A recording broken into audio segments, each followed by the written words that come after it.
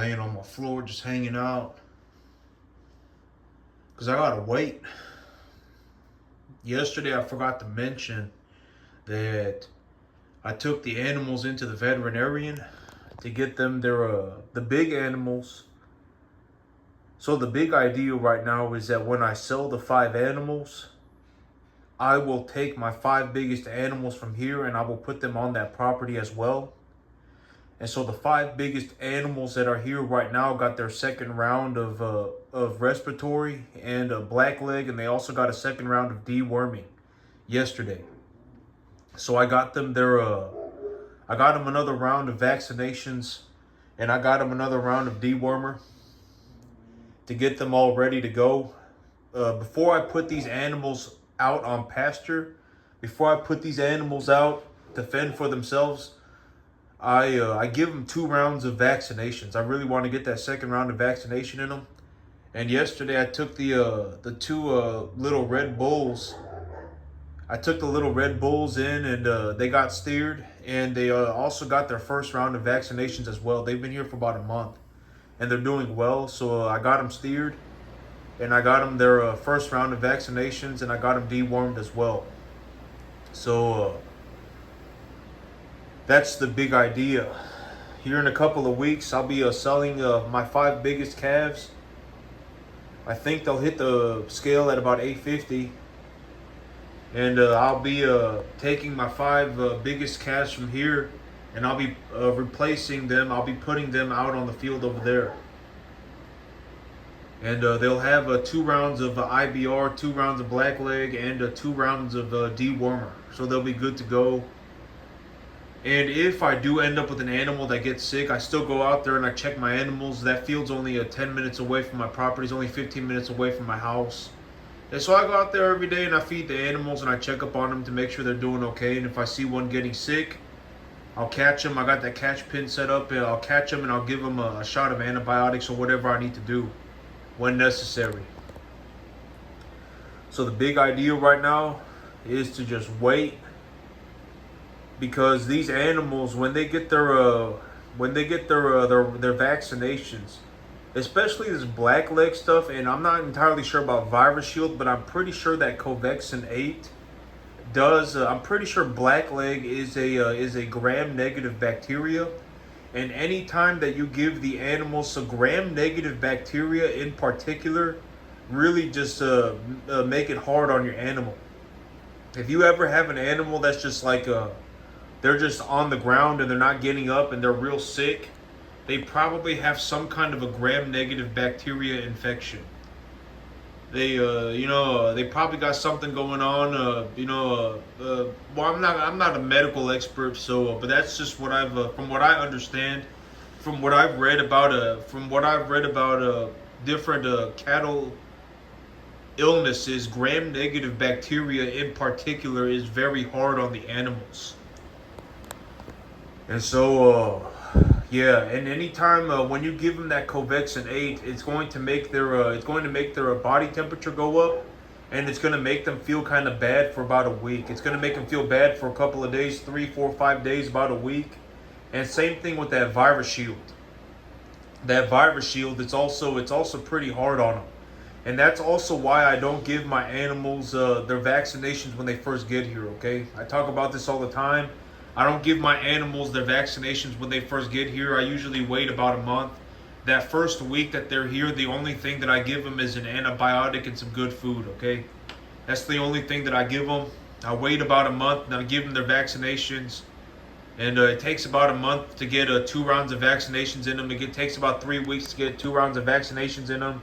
And once they have the 2 rounds of vaccinations in them, and they're about 400, 450 pounds, I put them out on grass. And so here in a couple of weeks, I will be selling my biggest calves. I'll be selling about 5 of them. I'll take my 5 from here, and I will put them over there. And then I'll take the rest of the calves in for their first round of vaccinations. And then I'll be growing the business. That's the big idea right now, is to grow the business. If I sell 5 big ones, right? That's the fundamental idea of the cattle business, is that it's a commodity market. And as you know, if we ever end up in a situation like this, was how I described it. If we ever end up in a situation where an 800-pound animal sells for less money than a 500-pound animal, I will go to the sale barn myself and I will buy every single 800-pound animal on the market. Every single last one that I can find, I will buy it. If we ever end up in a situation, because that's like thinking about, like, if you have 1 ounce of gold and you have 10 ounces, let's say that you have 5 ounces of gold and then you have 8 ounces of gold. If 8 ounces of gold costs less money than 5 ounces of gold, right? I mean, you would be an idiot to not buy every 8 ounce gold coin that you can find, right? It's the same thing with cattle. That's the fundamental basis of the cattle market and the commodity market in general. Is that bigger animals? Granted that you raise them properly, okay. If you don't raise your animals properly, you will lose money, okay. If if your animals are not conditioning properly, you will lose money. Uh, uh, but that's there are a lot of ways to lose money. And in reality, when I talk about money, right? When I talk about money, you got to understand that a majority of people either lose money or they barely make enough to get by. That's the situation that almost everybody is in. I guarantee it, and this is not. I'm not saying this to like be a doofus about it. I'm not saying this to be whatever about it. I'm just being completely straightforward, honest about this. And the whole thing about it, like I'm not saying this because I think it's funny. I'm not saying this because I get a kick out of it. I'm saying this because it's the truth. A majority of people either lose money or barely make enough money to get by. You very rarely ever find somebody who is doing exceptionally well financially. Okay? And doing exceptionally well financially does not require a certain amount of money. All right? It doesn't require a certain amount of money. It requires that you have, it requires that, it's not any certain amount of money, all right? And I've spoken about the whole idea of Mr. Earl, right? Right, he makes $12 an hour, but he has, over $1 million worth of equity, right? He has $1 million in stocks, or he has like $500,000 in stocks, and he has like something like that. And and the thing about Mr. Earl was that that interview was done. I'm pretty sure. I looked up Mr. Earl a couple weeks ago, and I'm pretty sure the man passed away. But you got to understand that Mr. Earl had that money in the stock market maybe 15 years ago, and if he still held on to that money, I mean, he would have had millions of dollars, right? He would have had millions of dollars.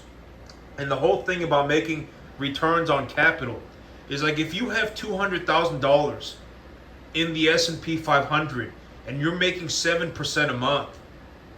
If you have $200,000 in the S&P 500 and you're making 7% a year, that's $14,000 a year, right? You're making an extra $1,000 a month.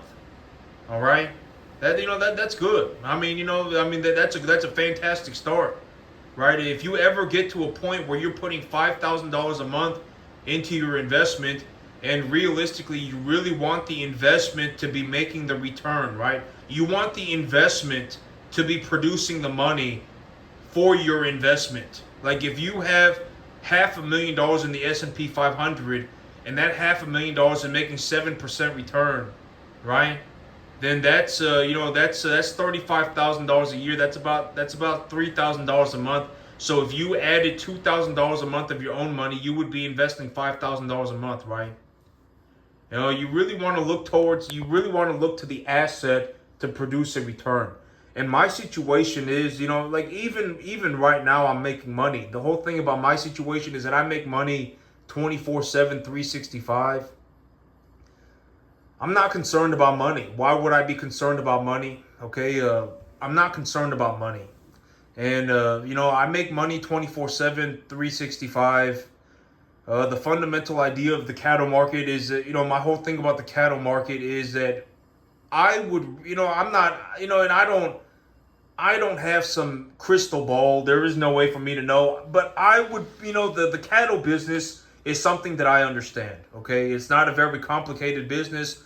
I've said that the whole thing about me showing you my business, the whole thing about me showing my business is, and the whole idea of the moral question, right? The moral one of the questions, one of the the big moral dilemmas, I suppose, that I have asked myself, and that I have been just thinking about, just with the idea of me making such a large amount of money, right? There are like these moral considerations. There are more moral considerations when to be at least for my life. I have moral considerations, like what should I do with the money, right? The whole thing about the world is not full of saints. The average person is not an incredible person, right? A lot of these people are the world is. I'm not saying everybody is some horrible malicious person, but a lot of people are not morally like malicious. There are malicious people out there in the world. There are horrible people out there in the world, but a lot of people are actually desperate. All right, this is something that I discuss. A lot of people, from what I have seen, a lot of people are desperate. Nobody wants to be poor. All right, even poor people don't want to. Nobody wants to be poor. Effectively, nobody. Or a lot of people are desperate. There are malicious people, right? There are people who are legitimately like they think it's funny to like they think like it's a whatever, they think it's a good idea to shoot up elementary schools, right? There are people out there that think it's funny to whatever, right? Feed people to animals, right? People think there are people out there that think that that's entertaining, right? I mean, there are legitimately like morally wrong people, all right? And there are these people out there, right? But the average person, I don't think the average person is not a saint, but the average person is also not morally wrong. They're not morally evil from what I have seen in terms of like legitimate evil. A lot of people are desperate. From what I have seen, a lot of people are desperate, and a lot of people are also kind of idiots. Maybe ignorance is a better term. A lot of people are not evil.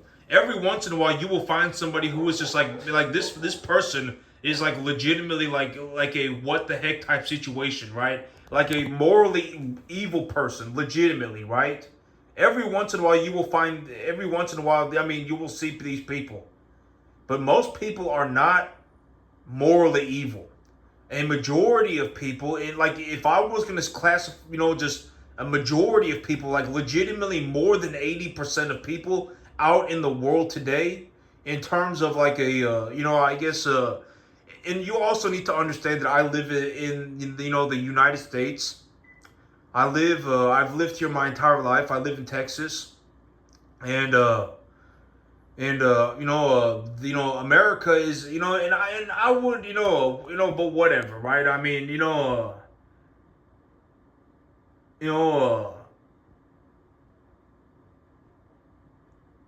almost everybody is desperate. That desperate and ignorant. And if we're gonna spread this beyond the U.S. and a lot of people are either desperate or they're ignorant. I guarantee it. It doesn't matter where you go. Chances are, the average person is not a saint. It does not matter where you go. Okay, a majority of people are either ignorant or they are desperate. And I'm not saying that to be a horrible person. I'm not saying that to be a malicious person. I'm not saying that God knows that I'm not saying that to be an arrogant prick about it. But and a lot of times but that's the situation that a majority of people are in. They're either ignorant or they're desperate. All right. A lot of people are not thinking about, they're not, a lot of people are not considering the idea of what it would look like to be, morally, to be morally right and to do successful things in the world. A lot of people aren't. I guarantee it. A lot of people aren't, okay? And that's one of the moral dilemmas, right? That's one of the moral dilemmas. It's like, how do you save somebody? How do you help somebody who is legitimately, and I call it dancing with the devil, okay? If you're ignorant and you're desperate, your chances are you're also dancing with the devil, okay? I mean, you're 1 foot away from being a malicious individual, okay? You're effectively 1 foot away from being a malicious person at that point. All right? And the idea of just doing well, and the idea of doing well, it has not really from what I have seen, the idea of doing well has not really been considered by many people. Like, a lot of people are not sitting there going, and I've spoken about this, like, if and if we use farming as an example, there is a very real possibility that you could easily improve your outcome by 50%. Easily. Like, if you're farming right now and you're not doing well, right, there is a very, very realistic possibility that you could easily improve your outcome. You could easily improve your output by 50%. You could easily do it. It wouldn't even be difficult. Let's just use farming as an example. Right? If you're putting on 1.5 pounds a day, there's a very realistic possibility you could easily increase that to 2 pounds a day. If you're putting on 2 pounds a day, there's a very realistic possibility that you could increase that to 2.5. There's a very realistic possibility of that. If you're running 100 cattle a year, if you're running 50 cattle a year, there's a very realistic possibility that you could easily run 25, 50 more animals a year. If you just really you really put in some effort to think about your situation. If you sat there and you really took the time to consider what you have going on and think about your situation, there is a very legitimate possibility that you could easily improve your output by 50%. Even in my situation, I'm actually looking into improving my output by 350 to 500% in the next 7 months. And I don't think it'll even be difficult. And I'm being honest to God about it. I'm being completely honest about it, right? I've sat here, I've taken a look at my situation. I'm selling 5 animals on a monthly basis. My animals are well conditioned. Starting about a month ago, I started buying, last month I bought 8 animals. This month I'll buy about 13. Next month I'll buy about 9. The month after that I'll buy about 9. It averages out to be about 10 animals a month. How will I buy those animals? I'll sell my 5 animals and I'll take the money and I'll reinvest the money back into my business. The fundamental idea of the cattle market is, if we ever end up in a situation where 800-pound animals sell for less money than 500-pound animals, and that has become the norm, I will go to the sale barn and I will buy every single 800-pound animal that I can find. And I'll just wait, because there's no reason for that to be happening, right? That's not logical. Okay? And I would sit there with my, the 800-pound cattle and I would just wait. Because eventually the market, and I don't think that I will ever end up in that situation. But if I do, then that would be a what the heck type situation. And I would buy every single 800-pound animal that I could find, okay? But, there is a legitimate it's a very real possibility. All right, there is a very real possibility that you could easily improve your output by 50%. You could put on an extra half a pound a day, and you could raise 25, 50, you could raise, more animals on a yearly basis. You could raise, if you had 100 animals, if you raised 100 animals for the year, if you raised 50 animals for the year, there's a very real, if you raised, let's just say 50 animals for the year. If you raised 50 animals for the year and you averaged 2 pounds a day, you could easily improve your outcome to 2.5 pounds a day and 75 animals a year. You could easily do it. I would, my whole thing about it is like nobody showed me how to do it, and I still managed to do it. It's kind of a what the heck type situation that I managed to outperform effectively the entire economy. I am financially one of the most successful people in the entire country.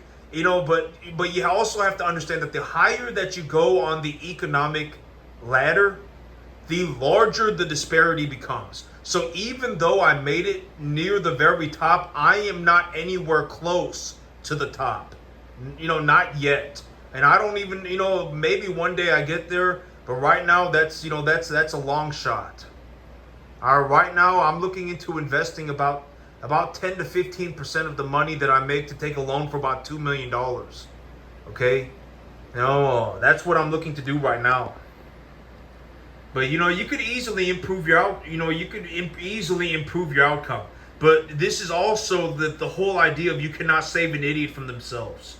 You can easily improve your outcome if you just sat there and you thought about it for a minute. You could, okay?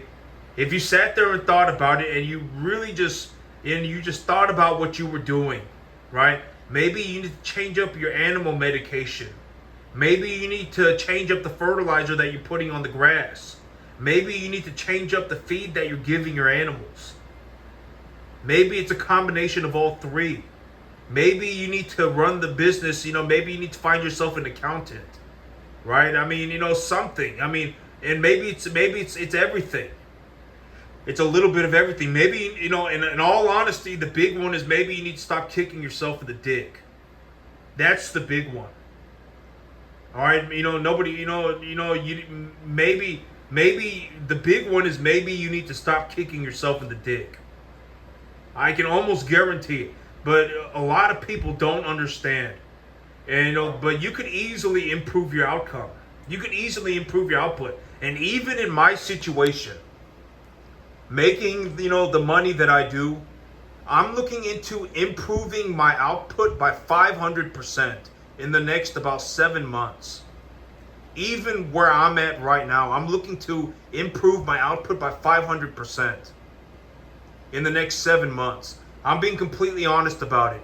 My whole thing about like the money that I make, like today, as of right this moment, if I did not dump the money, if I did not sell a bunch of cattle and use that money to clear up land, I would, number one, I would have about 50 cattle right now. I would,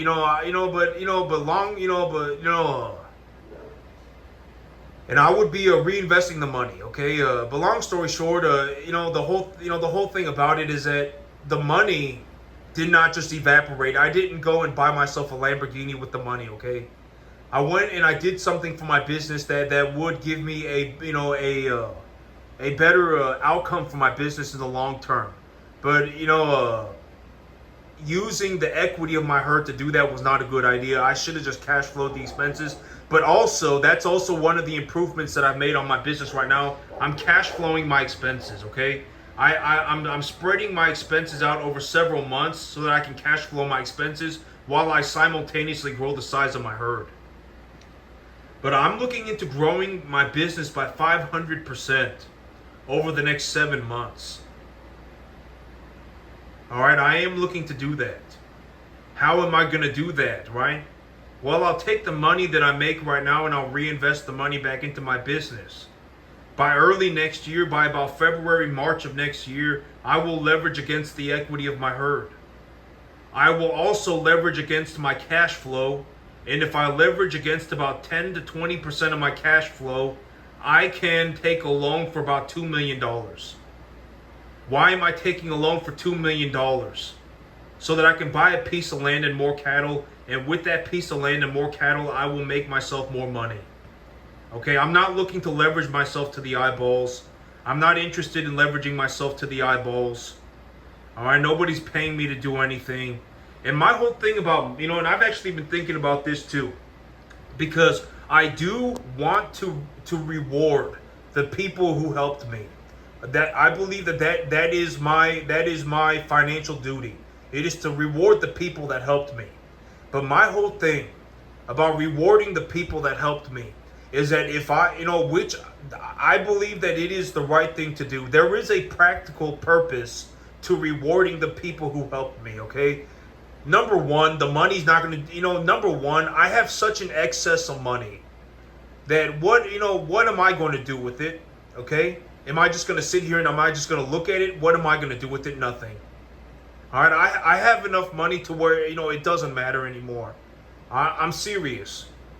And so the whole thing about me and money is that money, it's a piece of paper. What am I going to do? Just sit there and look at it? Right? I mean, do I think that people are going to stop eating beef one day? I mean, why would I sit here on a massive stockpile of money? All right? Even if I lost everything, I could redo everything in 30 seconds. There is zero reason to sit on massive stock. And here's the thing. The amount of money that I have and the amount of money that I make is going upwards constantly.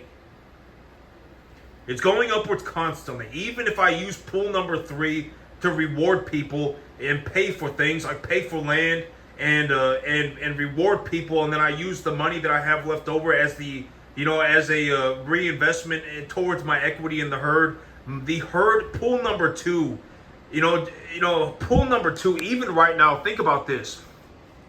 So think about this. Actually, this is a very good point. So let's say that I sell 5 animals, right? Let's say I sell 5 animals and I have let's just a hypothetical situation just to make the numbers easy. Let's say I sell 5 animals and I have 35 animals left. If I sold 5 animals, I would make enough money to buy 10, right? I would make enough money to buy about 11 if I sold them at about 850 pounds. But my 35 animals, right? The increase in the equitable evaluation of my herd will, if I were to leverage against that, let me ask in terms of a question. So Farmer Howard has this business plan, right? Farmer Howard has his business plan, and he is looking to leverage against his balance sheet. He has determined that he is already at 80% equity, and when he liquidates his 5 animals, he reasonably believes that he will be able to, purchase, let's just say 10. He believes that he will be able to sell 5 and buy 10. He now takes a look at his balance sheet, and he is preparing himself to reinvest his profits. When he looks at his balance sheet, he is looking to leverage against the unrealized gains for the last month of his cattle herd, and he has 35 animals. How many animals would he have to buy to leverage against the unrealized gains? He would have to buy 7, right? Because 35 animals will produce about 7 pennies on a monthly basis. So my 5 animals that I sold will buy me 10, right? Will buy me 10. My 5 animals that I sold will buy me 10. But if I dump that money back into my business, that increases my equity stake. I took my 5 animals and I bought 10. Right? I realized the gains, and then I reinvested the earnings, and now that will increase my equity stake in the business even more, right? So now Farmer Howard went from having 40 animals to 45 animals. And in 1 more month has gone by. He sells 5 out of his 45 animals, and he takes a look at his balance sheet, and he has actually determined technically my equity stake would be going upwards. The amount of debt that I have on my balance sheet would be going, very, very, very quickly downwards. If I am reinvesting my profits back into my business, the amount of equity that I have in my business would be going up astronomically faster, would be going exponentially faster, higher than the amount of debt that I have, okay? But let's just, to keep things simple, he sells his 5 animals, and he sells 5 out of his 45 animals. He has less than 80% debt on his balance sheet, and when he sells his 5 animals, he will make enough money to buy 10. All right? So if Farmer Howard were now to leverage against his balance sheet, how many animals would he have to buy? He would have to buy 8, because now I'm leveraging against the earnings of 40 animals and not 35. And this will compound forward. Okay? But in all honesty, I wouldn't have 45 animals. If I leveraged, I would have 52, right? I would have 52, and then I would have sold 5, right? Because I would have taken a loan for 7 to leverage against the balance sheet. But the thing is also that, and I've been discussing this, that by about March, the amount of equity that I have on my balance sheet will far exceed, will be like my equity to debt ratio will be like under 30%. And that would be the equity of my cattle herd. If I were going to leverage against my cash flow, because my business does not have stocks, I don't have stocks for my business. My business does not have an equitable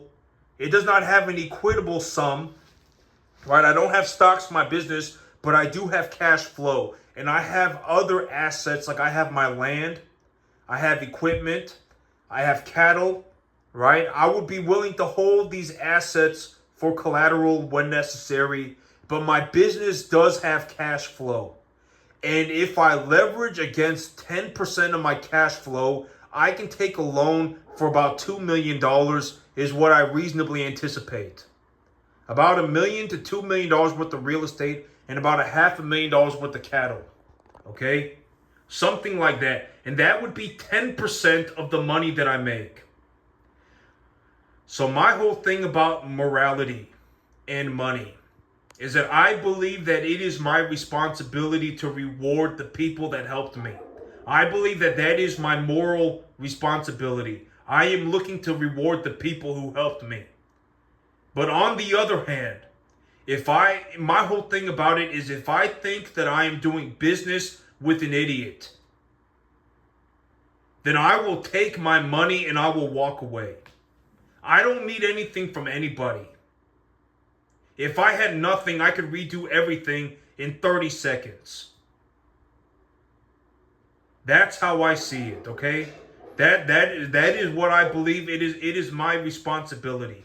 Because when it comes down to it, the money, I make such an excessive amount of money that there is legitimately not any way for me to use this amount of money that I make.